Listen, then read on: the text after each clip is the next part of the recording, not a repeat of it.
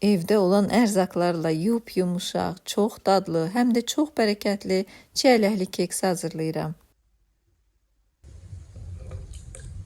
Yumurta və şəkər tozunu çalıb, üzərinə bir paket vanil, duru yağ, süd əlavə edirəm. Sonra isə un və qabartma tozunu da qatıb xəmiri hazırlayıram. Ərzaqların miqdarı videonun alt hissəsində qeyd edəcəm. İstifadə olunan bütün ərzaqlar otaq temperaturunda olmalıdır. Ümumilikdə 2 stəkan undan istifadə etdim. Biraz qoz ləpəsi və biraz da yuduğum qara kişmiş əlavə edirəm. Xəmiri yağladığım keks qabına töküb, üzərinə əvvəlcədən yuduğum çiyələkləri yerləşdirirəm. Çalışın çiyələkləriniz sulu qalmasın. 200 dərəcədə 30-35 dəqiqə əvvəlcədən isinmiş sobamda bişirirəm. Yumuşaq, həm meyvəli, həm də qozlu, kişmişli keksimiz hazırdır. Bizə dəstək olmağı, videolarımızı bəyənib, kanalımıza abunə olmağı unutmayın. Əgər reseptlərimizi bəyənirsinizsə, yaxınlarınızla da paylaşa bilərsiniz.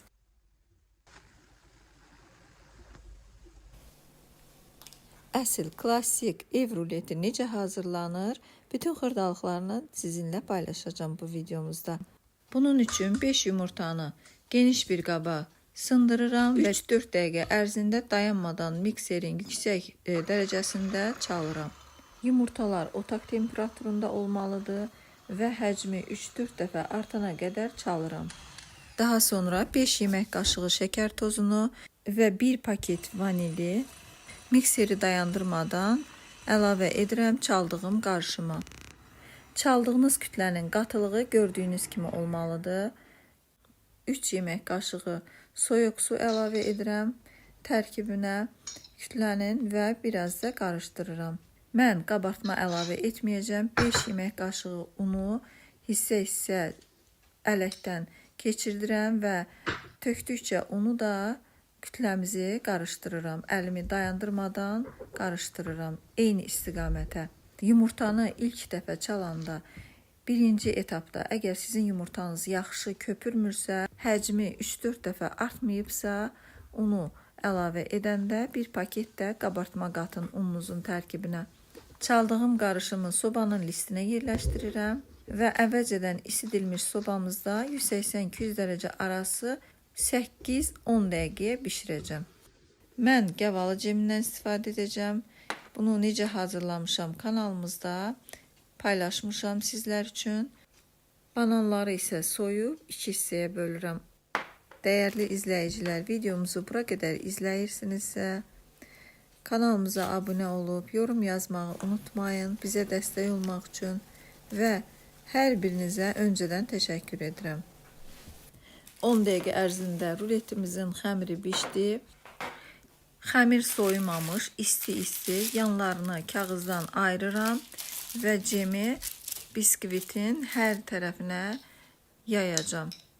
Əziz xanımlar, əgər sizin əlinizin altında hazır ceminiz yoxdursa, əncir, ərik, çiyələk mürəbbəsini əzib cem əvəzi istifadə edə bilərsiniz.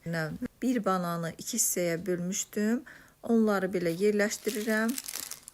Onu da deyim ki, mən bir banandan istifadə etdim, ikinci banana ehtiyac olmadı. Gördüyünüz kimi, xəmiri sobadan çıxardan kimi mən elə isti-isti üzərinə cemi sürüb bükməyə başladım. Soymağını heç gözləmədim. Uzun zamandır ki, mən bu üsulla hazırlayıram ruletləri. Heç zaman qırılmayıb və yaxud da ki, əzilməyib. İstəyə görə üzərinə şəkər pudrası sərpirəm.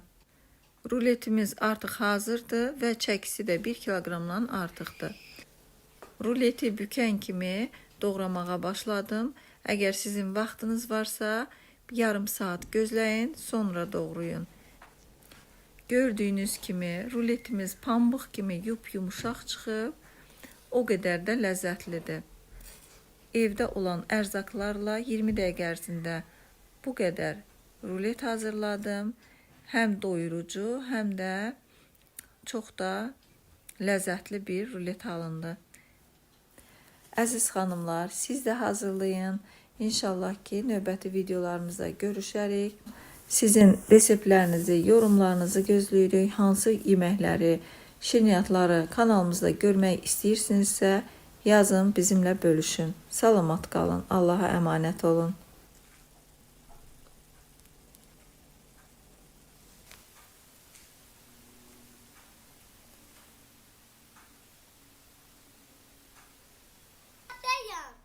Hardasan?